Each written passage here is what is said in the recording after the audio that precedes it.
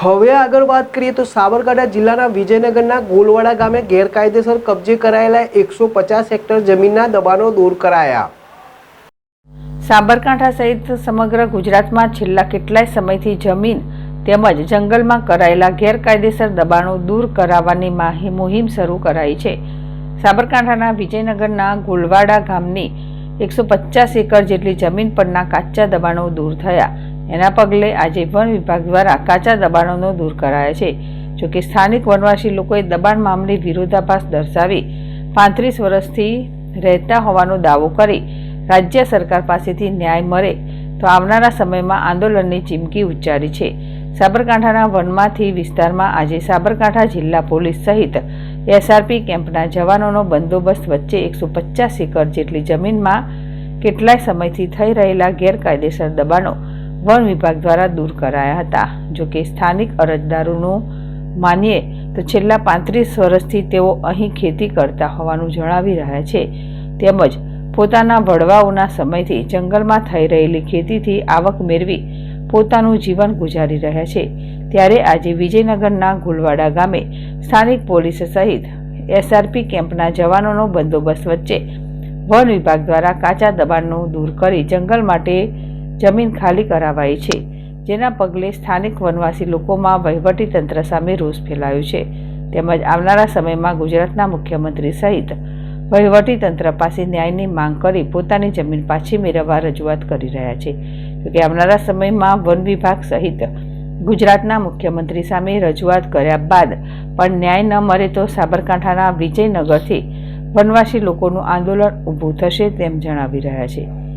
જોકે એક તરફ વનમાંથી લોકો વિજયનગરના ગોલવાડા ગામે 150 એકર જેટલી જમીન ઉપર પોતાનો હક દર્શાવી રહ્યા છે, તો બીજી તરફ વન વિભાગ દ્વારા આ મામલે 3 વાર પુનઃ વિચાર કર્યા બાદ પ્રાંત કચેરીથી નોટિસ આપ્યાનું જણાવી રહ્યા છે।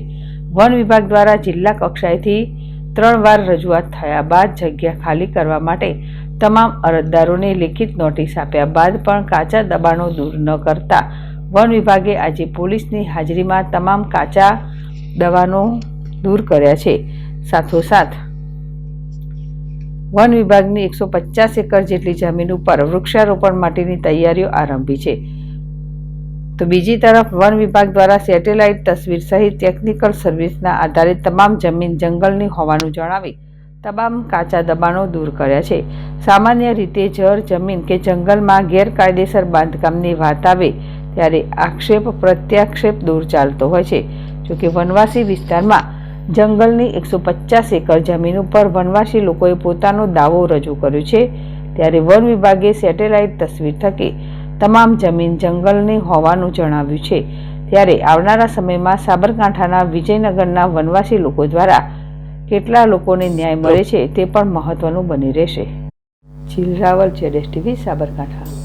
પરિસ્થિતિ અમારે શું છે સાહેબ કે અમે 2008માં દાવા કરેલા છે, બરાબર, આ જંગલ જમીનના, બરાબર। ત્યાં જંગલ ખાતાવાળા અભિપ્રાય પ્રાંત કલેક્ટરને આપતા નથી, એ ડાયરેક્ટ નામંજૂર કરાવે છે કે આ જંગલમાં કોઈ વાવેતર કરતા નથી આ લોકો, બરાબર ને।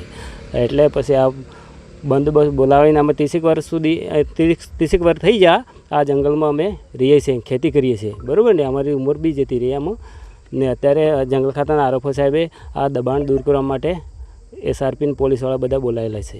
આજે અમારો મકાનો બધા તોડી પાડ્યા એમને આરોપો સાહેબને। હોય અમને કંઈ આગળથી કોઈ સાહેબનું દબાણ આવે તમને બતાવો એમ તો કોઈ આરોપો સાહેબને કાગળ બતાવ્યો નથી। જંગલ સર્વે નંબર 8નો વિસ્તાર છે, ગોલવાડા જંગલ સર્વે નંબર 8નો। એમાં વન અધિકારધારો 2006 અંતર્ગત ગામના ખેડૂતોએ હકદાવા અરજીઓ કરેલ હતી। એ તમામ હકદાવા અરજીઓ આધાર પુરાવાના અભાવે અને ખેડાણ 2005 પહેલાંનું ના હોવાના કારણે સેટેલાઇટ ઇમેજરી થ્રુ એનું નક્કી કરી અને બધા તમામ દાવા નામંજૂર કર્યા છે। દાવા નામંજૂર કરે એટલે પ્રાયોજના વહીવટદાર સાહેબની કચેરીથી તમામને જાણ કરવામાં આવી હતી કે ભાઈ તમારા હકદાવા નામંજૂર કરેલા છે। એના અન્વયે અમે પણ તમામ ખેડૂતોને જાણ કરી હતી અને જાણ કર્યા બાદ એમને દબાણ પોતે દૂર ના કરતા આજે અમારા દબાણ સરકારશ્રીના આદેશ અનુસાર દૂર કરવાની ફરજ પડી છે। એની મુજબ અમે અત્યારે હાલ દબાણ કોઈ પણ વાદ વિવાદ વગર દબાણ દૂર કરાવી અંદર સરકારી યોજનાકીય કામગીરી ચાલુ છે। કુલ 60 હેક્ટર વિસ્તારમાં દબાણ હશે, 17 જેટલા ઈસમો હતા।